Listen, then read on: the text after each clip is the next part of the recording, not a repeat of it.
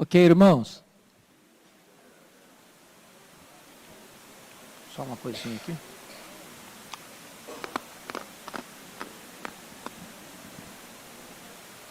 Não pode isso fora do piano, não. Não pode.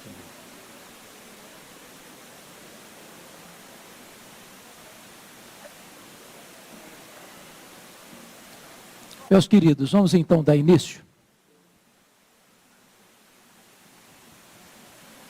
Hoje nós vamos introduzir o estudo sobre o Novo Testamento e enfatizando então o Evangelho segundo Mateus.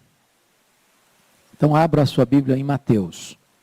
Nós não vamos ler um versículo específico porque não é o nosso propósito expor nenhum versículo, mas dar uma panorâmica para vocês sobre o Evangelho segundo Mateus. Só que nós não deveríamos iniciar antes de fazermos uma retrospectiva histórica, para a gente não cair de paraquedas no Novo Testamento sem entender o que estava acontecendo antes. Então eu gostaria que você pudesse acompanhar comigo o pano de fundo histórico. Isso porque o Antigo Testamento encerra praticamente 400 ou 430 anos antes de Cristo. A pergunta é, o que é que aconteceu? Quando encerrou a profecia do Velho Testamento com Malaquias, até o aparecimento de Jesus Cristo, aqui no Novo Testamento. E entender isso é importantíssimo, para a gente compreender melhor os evangelhos e o ministério dos apóstolos. Então deveríamos começar por entender que quando o Antigo Testamento encerra, ou seja, o último profeta, Malaquias, que já era a segunda geração daquele povo que voltou do cativeiro babilônico, e vocês se lembram que eles foram para o cativeiro em 586, se foram 70 anos de cativeiro, eles retornaram em 516. Quando eles retornam, quem governa o mundo é o Império Persa, ou o Império Medo-Persa. Só que esse Império Medo-Persa, ele vai ser conquistado por um outro império, o Império Greco-Macedônio, com Filipe da Macedônia. E Filipe da Macedônia não conseguiu realizar os seus sonhos de um império unificado, porque ele tinha o projeto de espalhar a cultura helênica, de espalhar a cultura grega no mundo, mas ele morre em 334 sem cumprir ou sem realizar esse sonho dele. E vocês se lembram que o seu filho, Alexandre, conhecido como Alexandre o Grande, que era aluno de Aristóteles, o famoso pensador grego, com 20 anos de idade, assume o lugar do seu pai, e Alexandre tinha muito mais destreza que seu pai, muito mais arrojo que seu pai. E ele governou apenas 13 anos. E nesses 13 anos de governo de Alexandre o Grande, ou Alexandre Magno, ele consegue conquistar territórios jamais antes alcançados. Ele consegue espalhar a cultura grega, consegue fundar Alexandria, que vem a ser a segunda maior cidade do mundo, só superada por Roma, que vai ter, ao longo da história da igreja, uma grande influência na igreja protestante, na igreja evangélica, na igreja cristã. Só que Alexandre o Grande, que morre com 33 anos de idade, diríamos hoje precocemente, não deixa praticamente um herdeiro. E o que acontece? Com a morte dele, seu território é dividido em 4 áreas, e 4 generais vão assumir essas áreas. Por exemplo, O general Ptolomeu ficou com o Egito e a Palestina. O general Seleuco, Frígia, Síria, Mesopotâmia e Pérsia. Cassandro, Macedônia e Grécia. E Lisímaco, Trácia e Bitínia. Importa-nos aqui o território que está ligado ao texto bíblico, que é a Palestina, o Egito. E ora, esse território foi dominado pelos Ptolomeus, que governaram cerca de 100 anos, ora os Seleucidas. No período Seleuco,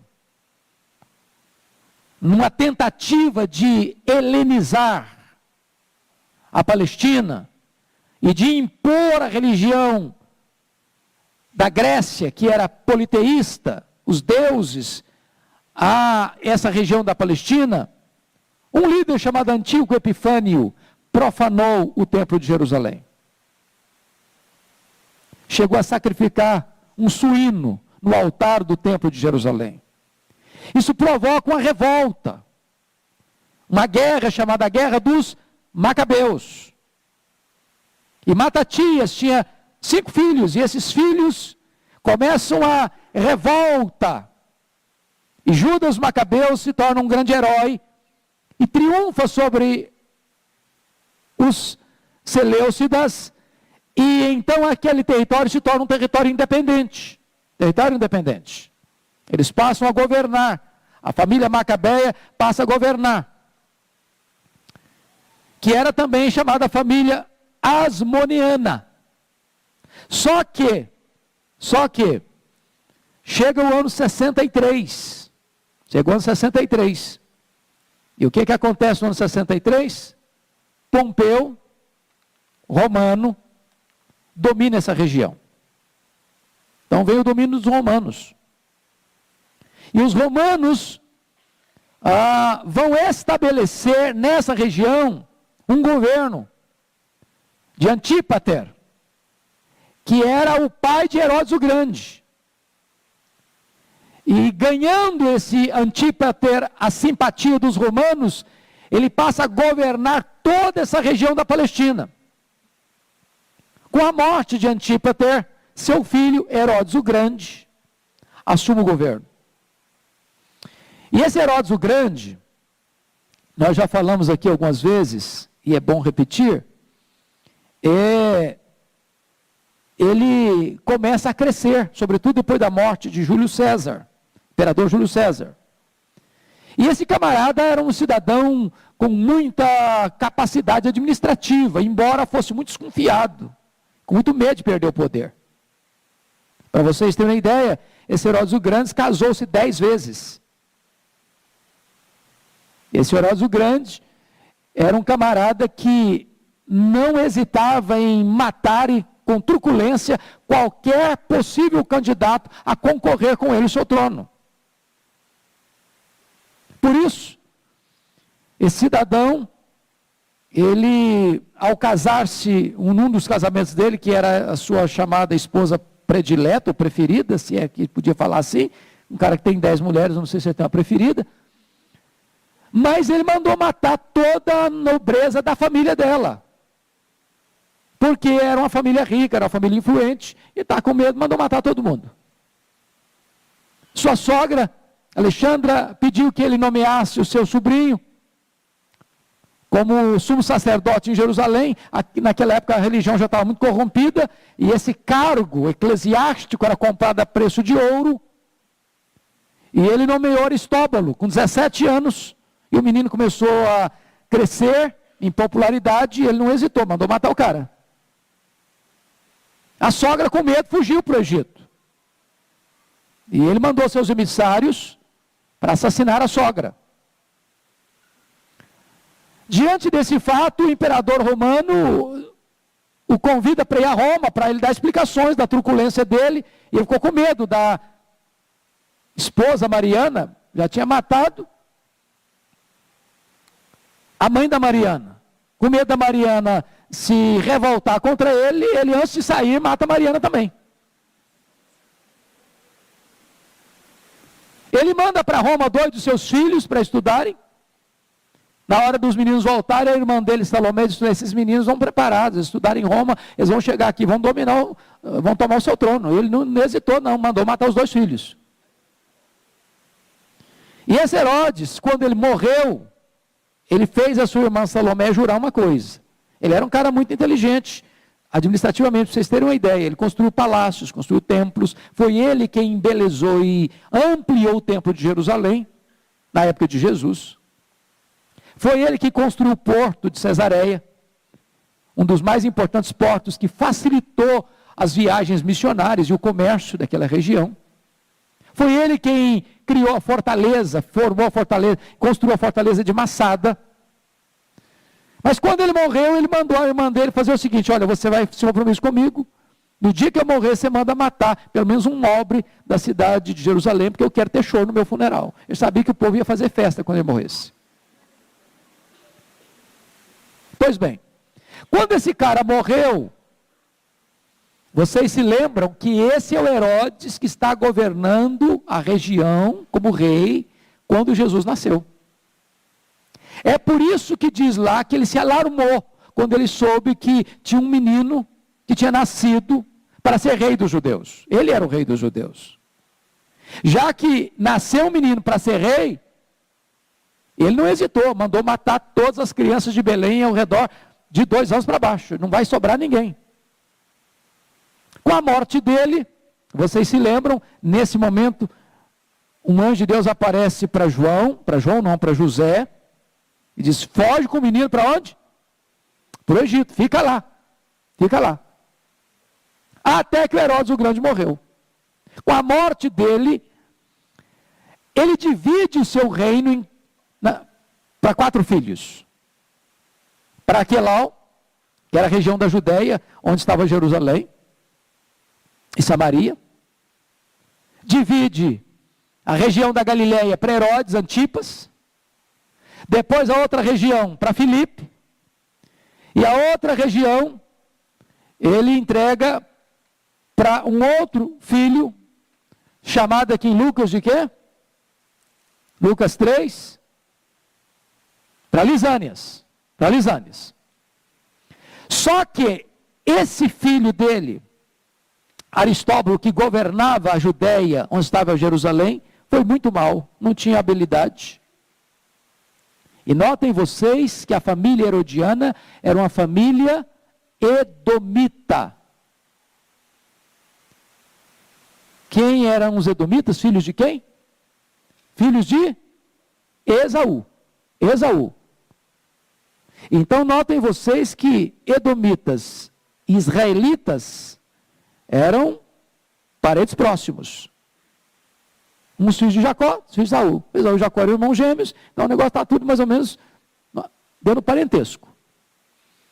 Quando os judeus reclamaram com Roma que Aristóbulo não tinha capacidade administrativa e ainda era truculento, Roma aproveita o momento que a família edomita não era romana. Os romanos tinham constituído Antípater, pai de Herodes o Grande. Roma aproveita para pôr lá dentro do centro nevrálgico da região, Jerusalém, que era o centro nevrálgico, um procurador romano, um governador romano. E é nesse momento que entra a história de um homem chamado Pôncio Pilatos, que não era edomita como os Herodes.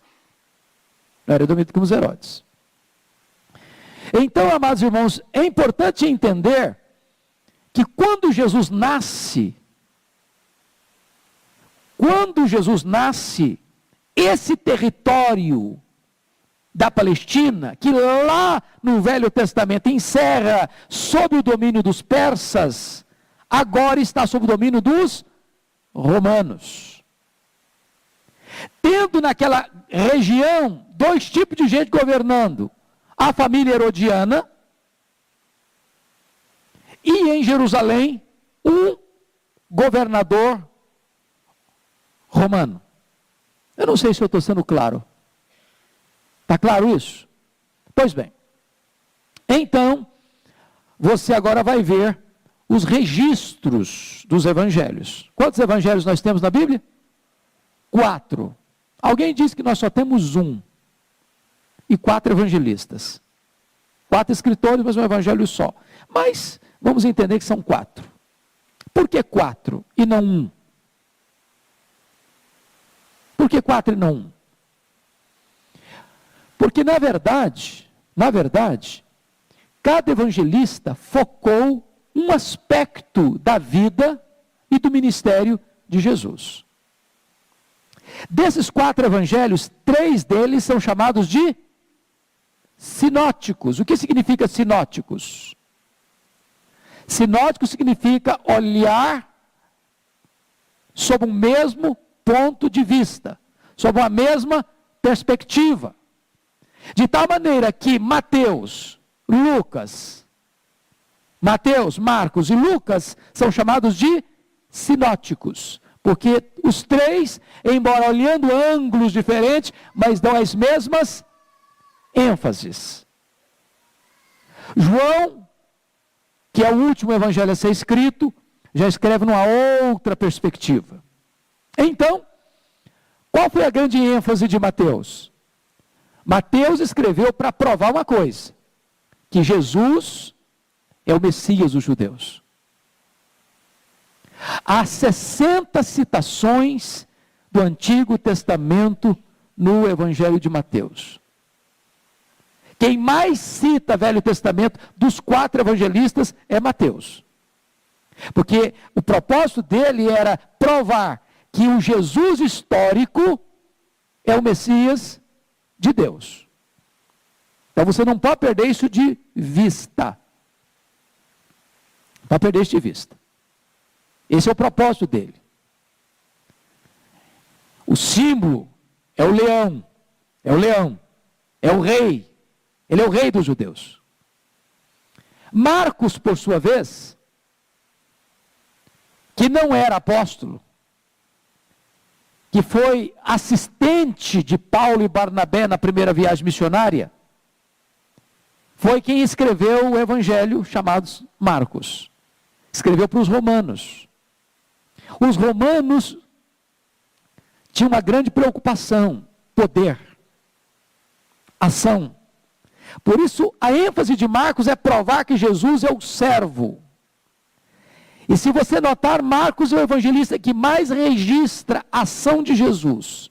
Poucos discursos e muito trabalho, muita ação, sempre em movimento, sempre agindo, porque ele escreve com esse foco, provar que Jesus é o servo.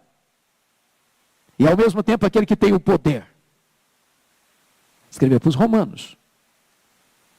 Já Lucas, que define com maior clareza para quem escreveu, para os gregos, para Teófilo, Teófilo significa amigo de Deus.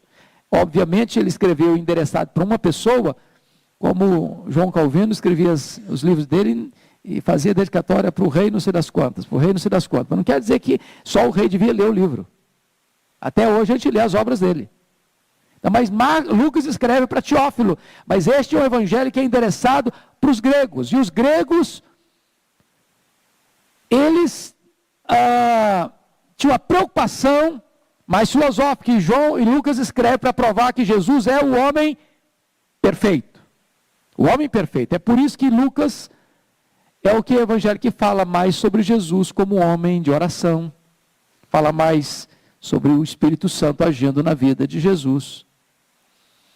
É o evangelho mais universal no sentido de salvação, mostrando que Jesus se importa com crianças, com as mulheres, com os enjeitados, com os gentios. E nós às vezes criamos um mito, né? De que o evangelho de João é o evangelho mais fácil. Eu confesso para vocês que eu gemi um pouquinho quando eu estava escrevendo o comentário de João. Eu acho que João é o evangelho mais difícil dos 4. Porque João não tem o propósito de narrar o ministério de Jesus, por exemplo, como os outros na Galileia.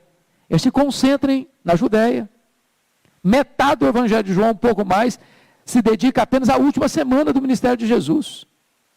E os discursos de Jesus em João são discursos complexos, extremamente profundos. Pois bem, então hoje, dada essa diferenciação, Mateus prova que Jesus é o Messias dos judeus. Marcos, que Jesus é o servo que veio buscar e salvou o perdido. Que Lucas prova que Jesus é o homem perfeito. João prova que Jesus é Deus. É por isso que Mateus começa a genealogia de Jesus, linkando Jesus com quem? Com Abraão e com Davi. Porque a preocupação dele é mostrar que ele é o rei dos judeus. Lucas, que é o evangelho mais universal, que inclui os gentios, ele vai linkar Jesus a quem? A Adão, filho de Deus, mostrando o Salvador já direcionado para toda a humanidade, não apenas para a nação judaica. Essa era a tese de Lucas. Por que Marcos não traz genealogia? Porque um servo não tinha genealogia. Por que João não traz genealogia? Porque Deus não tem genealogia. Então, esses são os aspectos que eu gostaria de destacar com você. Bom, vamos avançar um pouquinho sobre Mateus agora. O evangelho é anônimo. Você não vai encontrar no corpo do evangelho o autor. Não vai. Como você encontra em Lucas, por exemplo. Entretanto, há uma plena convicção dos estudiosos, dos pais da igreja, dos reformadores, depois deles, ao longo da história da igreja, que Mateus, também chamado de Levi, que era publicano, foi quem escreveu esse evangelho. Aliás, o Didaquê, que é um documento muito importante na história da igreja, no ano 110 depois de Cristo, já afirmava isso categoricamente. Quando que Mateus foi escrito? Quando? Que período? Também a Bíblia não fala. Porém, há uma coisa, uma dica para nós, lá no sermão profético de Jesus, quando ele profetiza a queda de Jerusalém. Bom, se ele profetiza a queda de Jerusalém, quando que se deu a queda de Jerusalém? Quem lembra? Que ano que foi? 70. Lembram? Com a invasão de Tito, general Tito, e promove a dispersão dos judeus. Se ele escreve, no capítulo 24, trazendo a profecia da queda de Jerusalém, que conclusão que você chega? Quando que ele escreveu esse evangelho? Quando? Antes disso.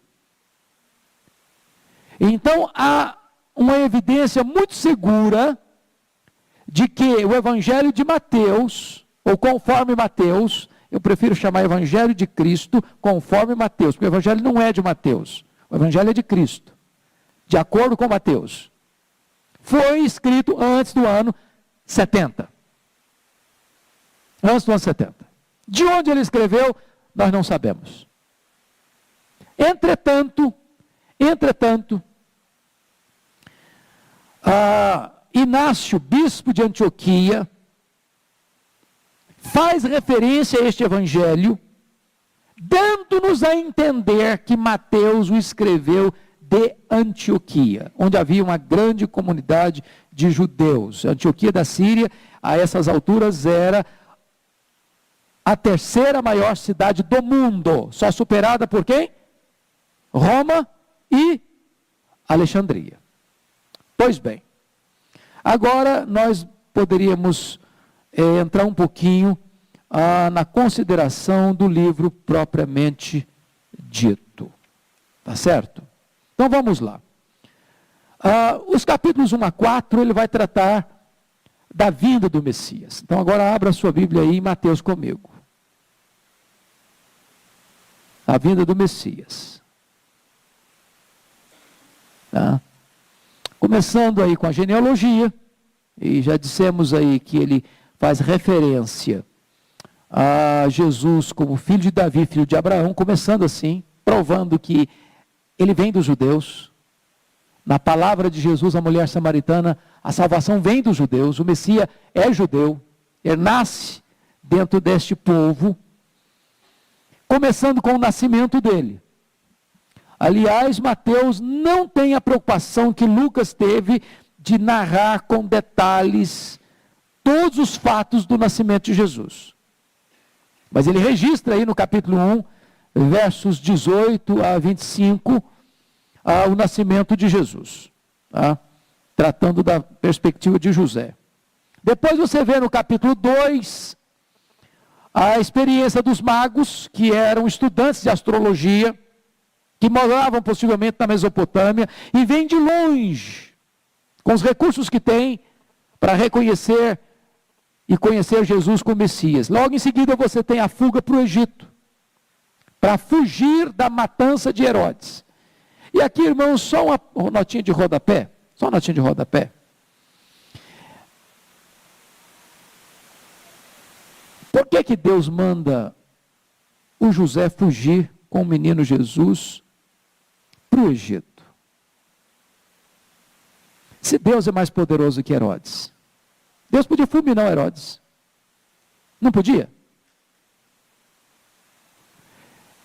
Porque às vezes a gente pensa que fé é presunção, sabia? Que fé é presunção. Não. Deus está comigo, eu sou mais forte, não importa o perigo, eu vou enfrentar. Prudência não é antônimo de fé. Nem prudência nega a fé.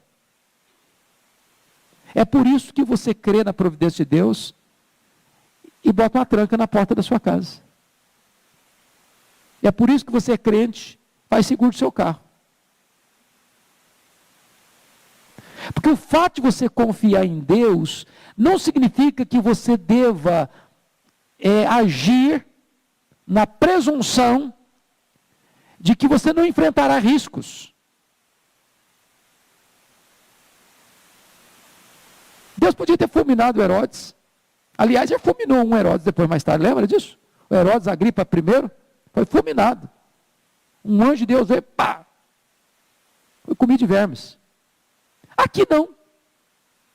Aqui não.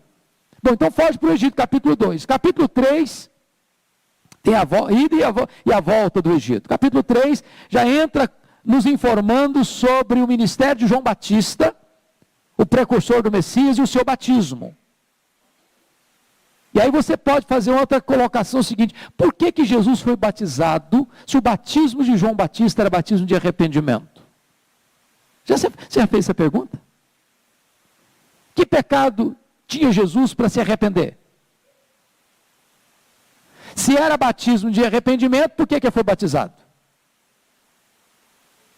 Porque todos que vinham para ser batizados, vinham confessando seus pecados. Ele pegou o batismo de arrependimento para perdão de pecados. Por que Jesus foi batizado? Porque no batismo de Jesus, ali estava a sua identificação conosco. Ele se colocou no nosso lugar, como nosso representante. E ele foi batizado para cumprir toda a lei. Ali no seu batismo está também a sua capacitação. Ele foi revestido com o poder do Espírito Santo. E aqui é algo maravilhoso, porque ele, sendo homem, não abriu mão do poder do Espírito Santo. Aqui no seu batismo está também a sua confirmação: este é o meu filho, o meu amado, em quem tenho todo o meu prazer. Pois bem, depois você vai agora para o capítulo 4, e confira comigo, que ele sai da água do batismo para o deserto da tentação. Ele sai do sorriso do Pai para a carranca do diabo. Ele sai da afirmação categórica dos céus: tu és o meu filho, para a insinuação e dúvida de Satanás: se és filho. E aí você nota uma verdade sublime que Mateus está nos ensinando, gente. O fato de você ser filho de Deus, ser revestido com o Espírito Santo de Deus, não isenta você de sofrer tentações e pressões de Satanás. Sabe o que é curioso? Mateus nos informa. Olha capítulo 4, Versículo 1. A seguir de quê? Do batismo. Foi Jesus levado pelo Espírito ao deserto para ser tentado pelo diabo. Mas você não está entendendo, não. Há poucos dias eu li um cidadão, um escritor evangélico, que disse que o Espírito Santo foi parceiro do Satanás. Porque leu esse versículo aqui. O que está escrito aí, gente? Vamos ler de novo em voz alta? A seguir, foi Jesus levado pelo Espírito ao deserto para ser tentado pelo diabo. Quem lê esse negócio assim de qualquer jeito, então o Espírito Santo está em parceria com Satanás? Isso é uma blasfêmia. Seria uma blasfêmia. É o Espírito Santo que enche Jesus no Jordão. É o Espírito Santo que conduz Jesus ao deserto. Porque na verdade aqui não é Satanás que está entrando no território de Jesus, não. É Jesus que está entrando no território dele. É Jesus que vai lá no território dele para vencê-lo. Pois o primeiro Adão fracassou num jardim, mas o segundo Adão triunfa sobre Satanás num deserto. Antes de dar início efetivamente ao seu ministério, era necessário que este Messias vencesse Satanás e na sua própria casa. Aí você vai notar que ainda no capítulo 4, Jesus volta para Galileia, ele se apresenta na sinagoga, ele chama os seus discípulos, ele prega, ele cura enfermos, e aí vem os capítulos 5, 6 e 7, que é a plataforma do reino. Se o negócio dele é apresentar Jesus como rei dos judeus, vamos mostrar a nossa plataforma.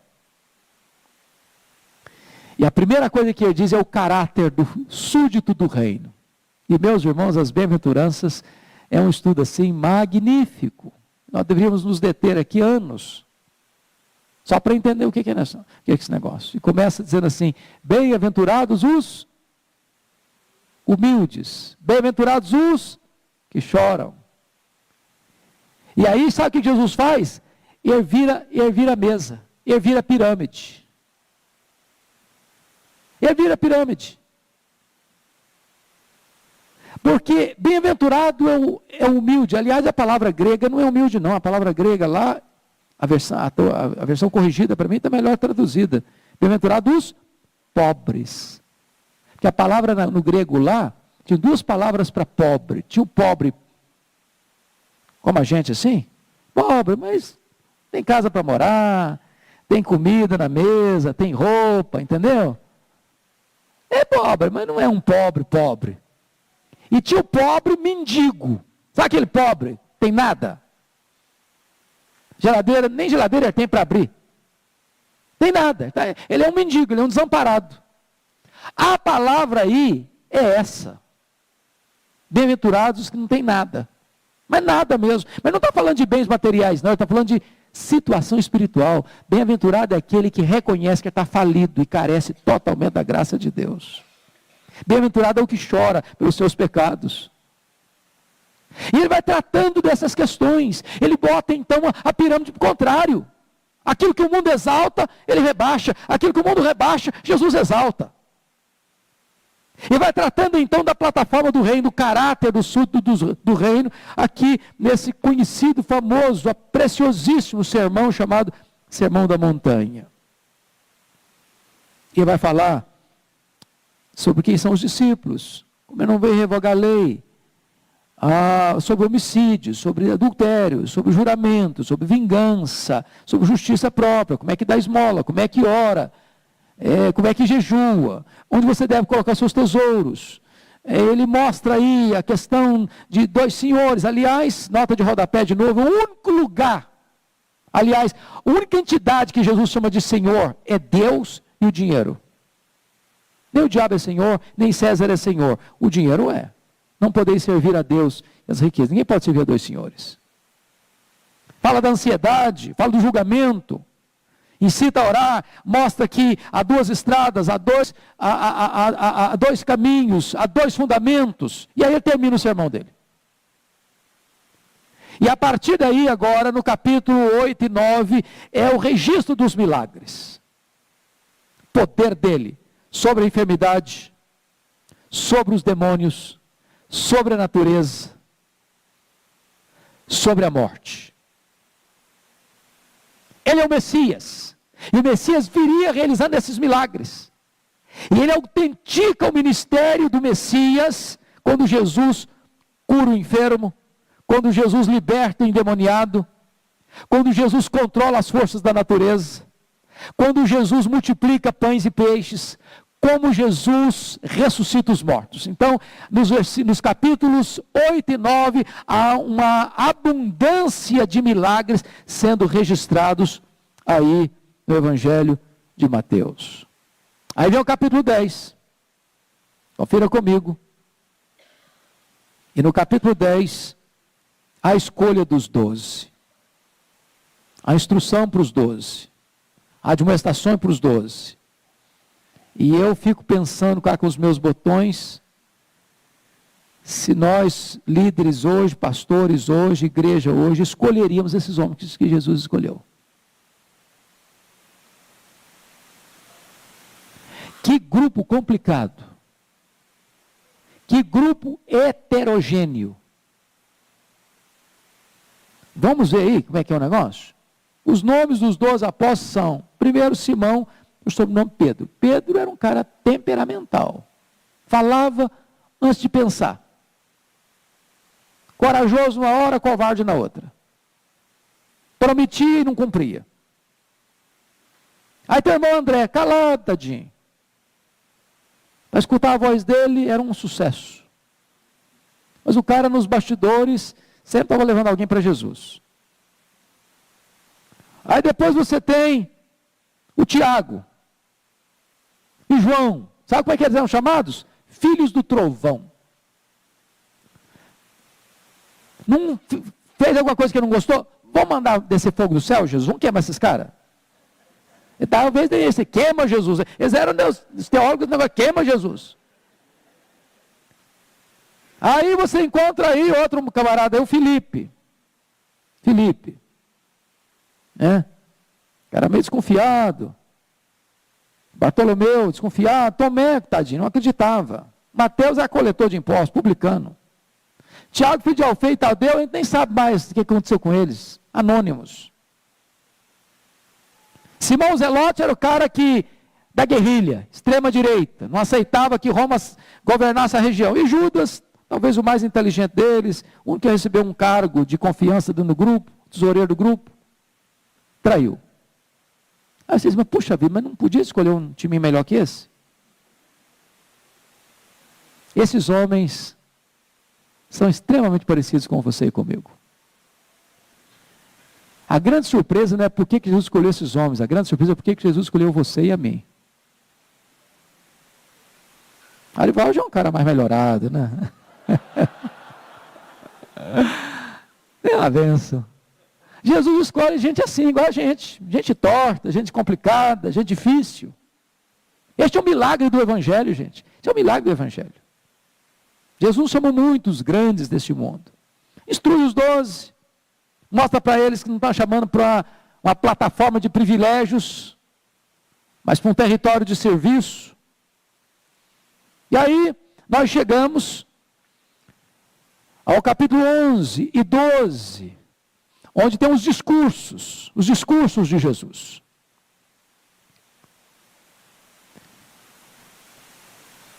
Onde Jesus vai dar testemunho de João. Aliás, nota de rodapé de novo aqui, para a gente pegar essa ideia do João. João Batista foi um homem fenomenal, precursor de Jesus, primo de Jesus, cara que cresceu no deserto, talvez os pais já tinham morrido, que já nasceu, os pais já eram velhos. Aí imagina o cara agora com 30 anos, quando ele começa o ministério dele. Se os pais já estavam velhos, já deviam estar sepultados a essa altura. Aí ele viveu no deserto mesmo. As multidões vinham,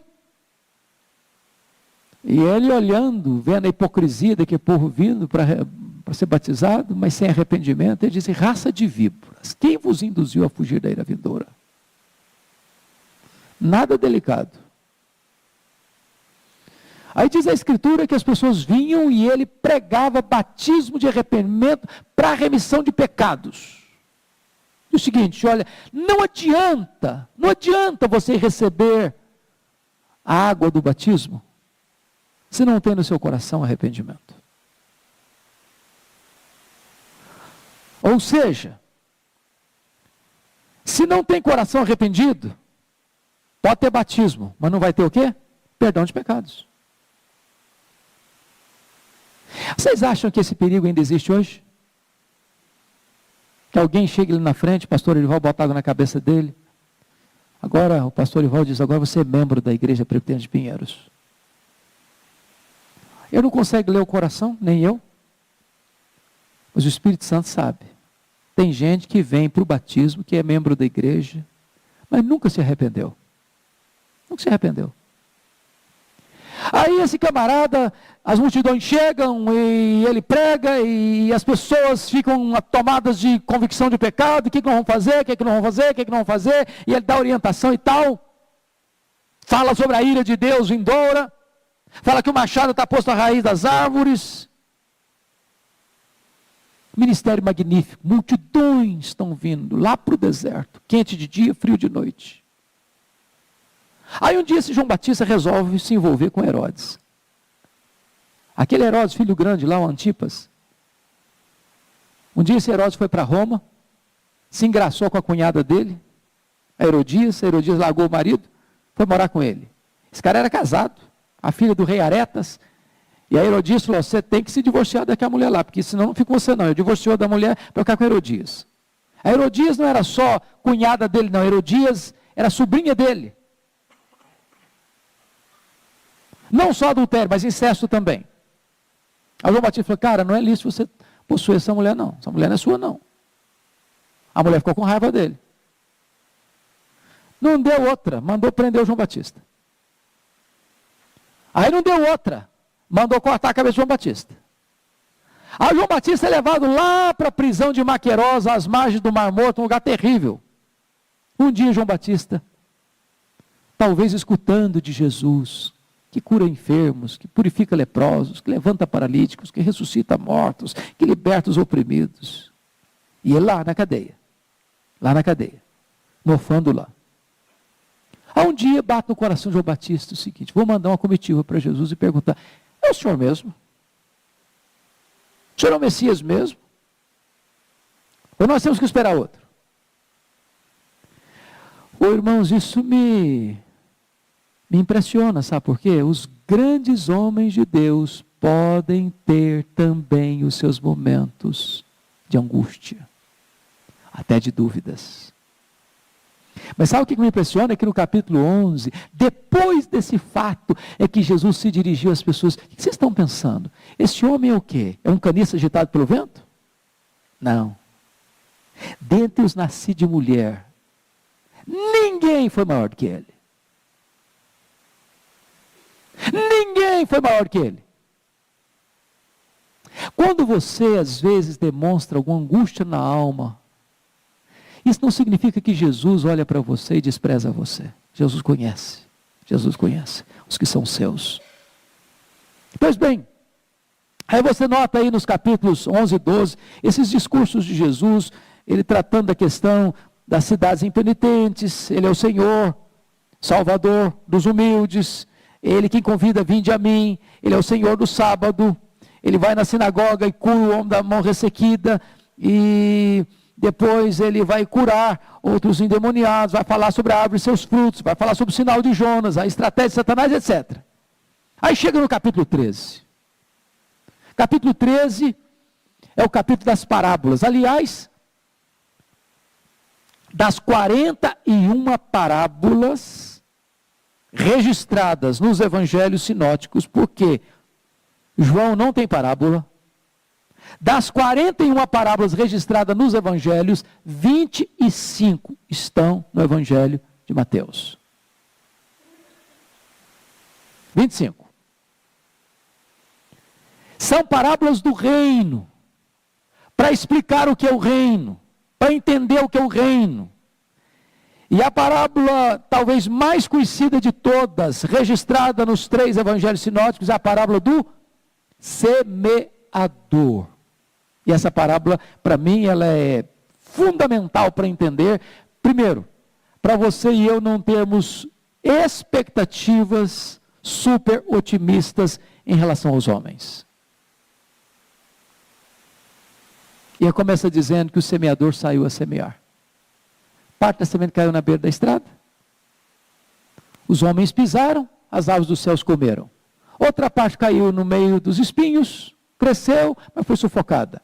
Outra parte caiu no meio das pedras, também cresceu rápido, mas não tinha umidade, secou. A outra parte caiu em terra boa e frutificou a 30, a 60 e a 100 por 1. Jesus não estava falando de terra, de solo, está falando de coração. E aí dá a impressão que é o seguinte, que o pastor está pregando e estatisticamente só 25% vão levar esse negócio. Nós não deveríamos ficar muito impressionados com as reações imediatas. Tem gente que reage tão entusiasmadamente, mas depois desanima. Mas eu gosto da fala de João, de um sermão de Vieira, que aliás é o mais famoso sermão de Vieira, sermão da 60ª, nesse texto do semeador. Aliás, a primeira vez que eu fui num teatro na vida, foi lá em Campinas, e um camarada pregando o sermão da 60ª. Foi uma das coisas mais fantásticas. Eu vou até convidar o cara para pregar na igreja. Um ator maravilhoso. E ele diz o seguinte, que a semente que o diabo tem pressa em comer, é a semente que os homens pisam. Aquele sermão que a pessoa, terminado o culto, dá um tapinha nas costas do pregador, isso foi legal hoje, hein, cara? Gostei, hein? Estou saindo até mais animado aqui hoje. Você amaciou meu ego hoje. O diabo não tem muita pressa em comer essa semente, não. Mas é aquela semente que vai como uma flecha no coração. Aquela semente que fere o orgulho do homem. Aquela semente que exige que o homem se arrependa e creia. Que tira todas as potencialidades do homem. E coloca numa situação de desesperado diante do tribunal de Deus. Essa semente o diabo tem pressa para comer. Tem pressa para comer. E aí me vem um caso que tem que você e eu pensarmos, irmãos. Um dia eu estava conversando com um presbítero, é claro que não é aqui de Pinheiros, e esse presbítero disse assim para mim, não, esse negócio de diabo é bobagem. Ah, rapaz, você não me conhece não, o diabo não passa nem perto da minha casa. Será que o diabo tem capacidade de entrar na igreja? Ah, que besteira. Deixa eu dizer uma coisa muito solene para vocês aqui hoje. Sabe, talvez a primeira pessoa que chega aqui para o culto, ele mesmo. Aí o pastor Ival começa a pregar, ele vai olhando nos corações e arrebatando a semente, arrebatando a semente, arrebatando a semente, arrebatando a semente. Você já viu gente que frequenta a igreja há 10 anos, escuta, vira PhD de escutar, não muda de vida. Coração pegou uma estrada, chão batido, semente não entra. Vem o Satanás e arrebata. Entender essa parábola é vital. Ela não é apenas a primeira parábola que Jesus conta, não. Ela é a porta de entendimento para todas as outras. Tem gente que fica animado no começo, mas depois não tem substância, não tem terra, não tem adubo, não tem umidade, seca. Tem gente que até vem, gosta, agrada, tal, mas tem muita coisa que disputa. Preocupações do mundo, riquezas, prazeres, deixa para lá. Aí Jesus no capítulo 13 então conta as parábolas do reino. Você vai para o capítulo 14 e 15, você vai notar Jesus cuidando da multidão. Morre João Batista, Jesus tira férias com os discípulos, as férias se frustram, a multidão chega lá no lugar onde eles deviam descansar, não descansam nada, tem que trabalhar mais. Jesus despede a multidão depois e tem uma tempestade no mar. E logo depois, no capítulo 15, você encontra Jesus tratando do que contamina o homem, da mulher cananeia. Ele foge um pouquinho da região de Israel, volta da vez para Galiléia, cura os enfermos, multiplica os pães de novo. Então aí Jesus, no capítulo 14 e 15, ele alimenta a multidão e cura enfermos. Mas aqui é uma dobradiça. Capítulo 16 é uma dobradiça. Porque é no capítulo 16 que Jesus vai se apresentar de fato como o Messias, que veio para morrer. Esse capítulo é vital para você entender. É vital. Porque Jesus está lá no extremo norte da Palestina, lá naquela região que a gente chama de Bânias, ou Cesareia de Filipe, lá no sopé do Monte Hermon, onde nasce o Rio Jordão. E Jesus então faz uma enquete com os discípulos. Quem dizem os homens ser o Filho do Homem? Irmãos, eu estou falando, se você notar, esse fato já está no finalzinho do ministério de Jesus, porque a partir daí, ele sobe para o Monte da Transfiguração 8 dias depois, e do Monte da Transfiguração já desce para ir para Jerusalém para morrer. Portanto, eu já estou falando aqui praticamente dos 3 anos do ministério de Jesus. Jesus a curou, Jesus a libertou, Jesus a multiplicou pães, Jesus acalmou o mar, Jesus a ressuscitou morto, Jesus a fez todo tipo de milagre. Aí Jesus faz a seguinte pergunta para os discípulos: o que as pessoas estão falando a meu respeito? Qual foi a resposta deles? Uns dizem que tu és João Batista, outros dizem que tu és Elias, outros dizem que tu és Jeremias, outros dizem que tu és alguns dos profetas. Em outras palavras, o povo não sabe nada. O povo está com a cabeça confusa. Já entendeu um negócio desse? Depois de tanta evidência, de tantas provas, de tantos milagres, de tantos discursos, de tantos ensinos, de tantas verdades, o que o povo está pensando sobre Jesus? Tudo errado. Agora, se você sair para São Paulo, microfonezinho na mão, parando na rua com as pessoas, você é cristão? Sou cristão. Você acredita em Jesus? Acredita em Jesus. Quem é Jesus para você? Quem é Jesus para você? Quem é Jesus para você?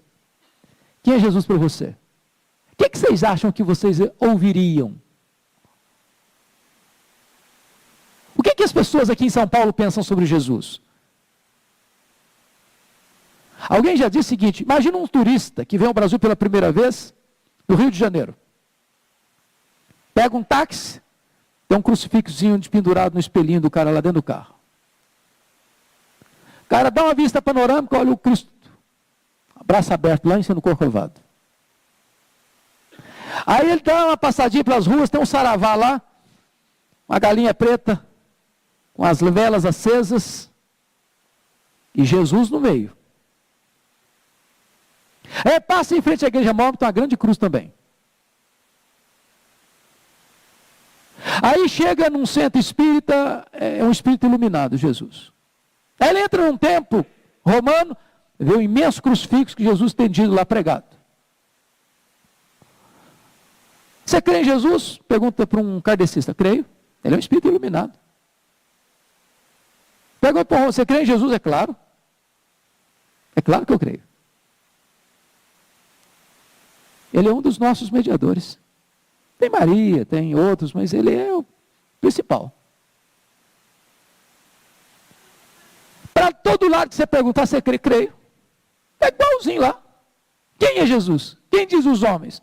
Ah, Senhor, todo mundo acredita, mas acredita de uma forma errada. E vós, quem dizeis que eu sou? Aí levanta o Pedrão. Pedrão era um cara fenomenal. Ele era o primeiro aluno da classe, não porque ele era o mais inteligente, não, porque ele era o mais falante. Levanta o dedo e fala: Senhor, eu sei quem tu és. Tu és o Cristo, o Filho do Deus vivo. Quase que esperou o elogio de Jesus. Quase que esperou o elogio de Jesus. E Jesus, bem-aventurado és. porque não foi carne e sangue quem tu revelaram, mas o meu Pai que está no céu. Em outras palavras, está dizendo, meu filho, baixa a bola um pouquinho. Você sabe por que eu sou? Não é porque você é mais inteligente que ninguém, não. É porque o Pai revelou para você quem eu sou. Se o Pai não me revelar para você quem eu sou, você não sabe quem eu sou. Não é uma questão de massa cinzenta. Ô, gente, o evangelho é maravilhoso. Você pega um cara que é um cabeção. Você conhece gente cabeção? Aí você pergunta o beabá do cristianismo, não entende nada, não entende bulufas. Não entende bulufas. Aí você pega um cara analfabeto, que para ler a Bíblia alguém tem que ler para ele. Ele sabe discernir as coisas mais profundas. Foi o Pai quem tu revelou.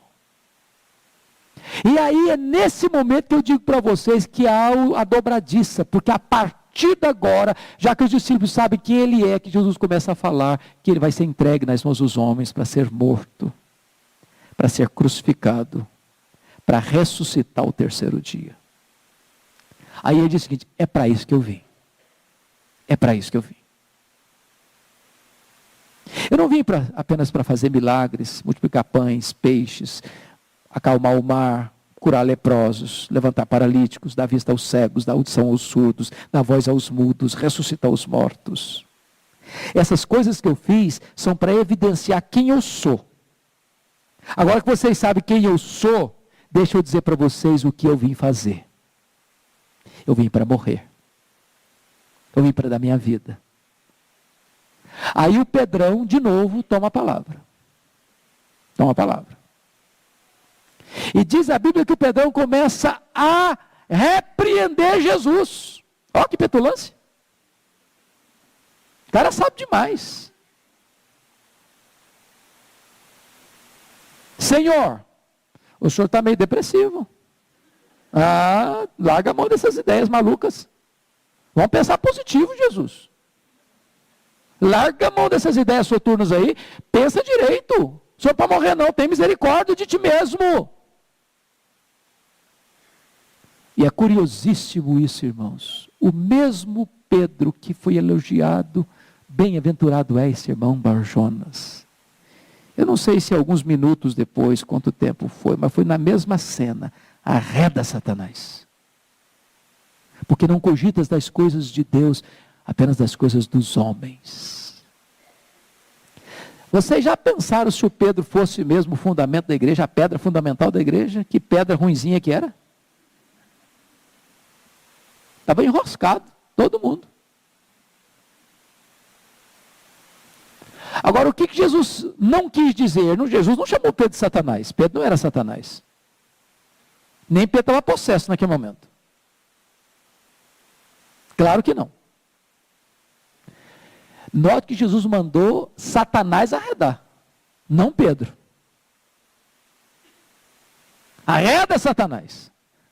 Porque aquela frase de Pedro, induzindo Jesus a fugir da cruz, era um sugestionamento de Satanás.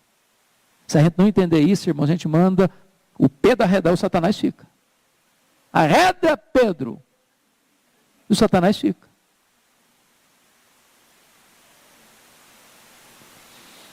Pois bem, se vocês notarem, aí entra o capítulo 17. O que aparece no capítulo 17? A transfiguração. Quantos dias depois dessa cena? Quantos dias? 6 dias depois. Eu não sei onde foi, se foi no Tabor, se foi no Hermon. Mas por que Jesus vai para o monte da transfiguração? Para mostrar para aqueles homens, inclusive Pedro no meio, o seguinte, olha, a cruz não é o fim da linha. Deixa eu dar para vocês uma pitadazinha, um antegostozinho. Aquela entrada do cardápio, para você sentir o que é o céu. A cruz precede a glória. E aí Jesus leva para lá Pedro, Tiago e João. E ele é transfigurado. E ele resplandece, rosto, roupa, corpo dele. E o Pedrão de novo toma a palavra. E a Bíblia diz que ele não sabia o que falava agora não. Mas a Bíblia diz o seguinte, que ele propôs para Jesus, vamos fazer 3 tendas? Esse trem é bom, hein? Ficar aqui nesse monte é uma delícia. Aqui tem ar rarefeito, aqui tem milagres. Ele viu 4 milagres lá. Jesus glorificado, Moisés e Elias em glória, uma nuvem luminosa, de dentro da nuvem uma voz dizendo, este é o meu filho, o meu eleito, a ele ouvi. Que coisa fantástica, gente. Aqui não tem gente sofrendo, aqui não tem gente gemendo, aqui não tem gente endemoniada, aqui não tem gente doente, aqui não tem multidão espremendo a gente. Aqui é o lugar perfeito para ele ficar. Vamos ficar aqui. Coitado, não sabia de nada que estava falando. Estava comparando Jesus a Moisés e Elias. Não estava entendendo que Jesus tinha vindo para morrer. Não estava entendendo nem a missão central deles, que era para descer para o vale e ajudar as pessoas aflitas. E em vez de ter deleite em Deus, tiveram medo de Deus. E a partir daí, capítulo 17, talvez a melhor maneira de entender agora Mateus é sair um pouquinho de Mateus, olhar a perspectiva de Lucas, porque Lucas deixa isso claro, que quando ele desce do monte, ele já caminha decisivamente na direção de Jerusalém. Por que isso? Mateus não informa, mas Lucas deixa claro no capítulo 9, verso 31, que a agenda, a pauta da reunião de Moisés e Elias com Jesus, lá naquele monte, foi sobre que assunto? Qual foi o assunto? Está escrito em Mateus, Lucas 9, 31, que eles conversaram com Jesus sobre a sua partida para Jerusalém. A palavra partida no grego aí é êxodos, de onde vem a nossa palavra portuguesa? Êxodo. O que foi o êxodo? O que foi o êxodo? A saída do povo de Israel da escravidão do Egito. Sabe o que Moisés e Elias estão conversando com Jesus? Que a cruz foi o lugar onde Deus quebrou as nossas algemas, rompeu os nossos grilhões, abriu a porta do cativeiro e nos libertou. E Lucas nos informa que quando Jesus desce desse monte, a multidão quer induzi-lo a novamente ser apenas um operador de milagres. Porque Lucas 9, 43 a 45, a multidão fica maravilhada com o quanto Jesus fazia, e como os discípulos estavam também maravilhados com este poder de Jesus de curar, de libertar, querendo que ele continuasse entre eles como um milagreiro. Jesus olha para os discípulos e disse assim: fixai nos vossos ouvidos as seguintes palavras: o Filho do Homem vai ser entregue nas mãos dos homens. Sabe o que Jesus está dizendo? Não pensem em vocês que eu vou mudar a minha agenda. Não pensem em vocês que eu vou alterar meu cronograma. Esse plano está traçado na eternidade e é para Jerusalém que eu vou, porque é com a minha morte que eu vou abrir a porta do cativeiro e libertar vocês. Pois bem, agora Mateus, ele vai descer do monte. Tem a história lá que eu disse para vocês, da cura do endemoniado, e a partir daí você vai ver nos versículos 18 a 20, novamente os discursos de Jesus. Os discursos de Jesus. Vários discursos de Jesus. Tratando aí quem é o maior, os tropeços, a parábola da ovelha perdida, como é que a gente deve lidar com o irmão que machuca a gente, como é que a gente deve perdoar o irmão, a parábola do credor incompassivo, sobre perdão. Depois, no capítulo 19, Jesus vai lidar com a questão do divórcio, uma pergunta de algibeira que foi feita para ele, se é lícito ao marido repudiar sua mulher por qualquer motivo, e querendo pegar Jesus num contrapé. Só um pouquinho de nota de rodapé de novo aqui. Se você parar para perceber essa pergunta dos escribas, É lícito ao marido repudiar sua mulher por qualquer motivo? Tinha por trás a seguinte intenção. Naquela época, tinha dois rabinos muito famosos, chamados Hilel e Shammai. O Hilel era o avô do Gamaliel. Lembra do Gamaliel em que Paulo estudou com ele?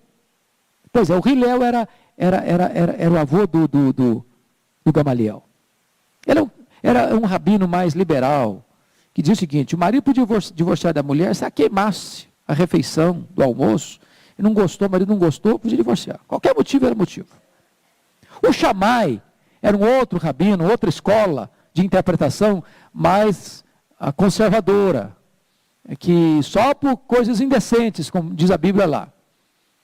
Aí eles perguntaram para Jesus: é lícito ao marido repudiar sua mulher por qualquer motivo? Perguntou o seguinte: Jesus, negócio é o seguinte, que escola o senhor defende? O senhor é da escola do Hilel ou do Shammai? Essa era a primeira questão de algibeira. Segunda questão: naquela região foi que João Batista denunciou Herodes.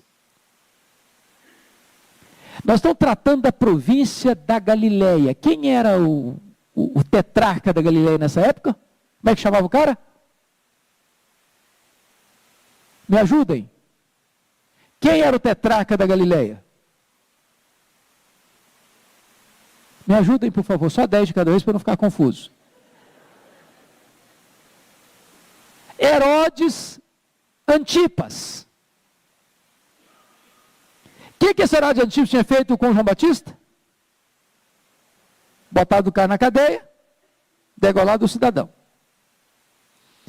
O que esses camaradas estão esperando de Jesus? Pensando eles, se Jesus se posicionar de forma radical, como João Batista se posicionou, a nossa expectativa é que ele sofra as mesmas consequências que o João Batista sofreu nas mãos do Herodes. Aqui está o negócio por trás, o jogo por trás, entendeu? Da pergunta capciosa, de algibeira. E a gente tem que aprender com Jesus. Toda vez que alguém chegava com Jesus com uma pergunta de algibeira, sabe o que eu fazia? Devolvia a pergunta. Aí Jesus respondeu assim: não tendes lido? Em outras palavras, vocês não conhecem Bíblia, não? Vamos voltar para a Escritura? Vamos ver o que a Bíblia diz sobre o assunto? Acabou? Está vendo? É fogo, né? Ô, Ari, mas esse negócio de estudar Mateus é fogo, né? Acabou o horário, gente. Mas deixa eu então fechar com vocês. Fechar rapidinho. E dê 2 minutos. Jesus então dá a resposta para eles. Desarticula a ideia deles. Aí vem os capítulos 20, ainda com os discursos. Chega o capítulo 21, é a entrada triunfal. Nessa entrada triunfal, as multidões aplaudem. Quando chega no 22, a conspiração dos inimigos, a orquestração contra Jesus. Quando chega no 23, Jesus reúne uma série de ais, denunciando a hipocrisia dos fariseus. Chega no 24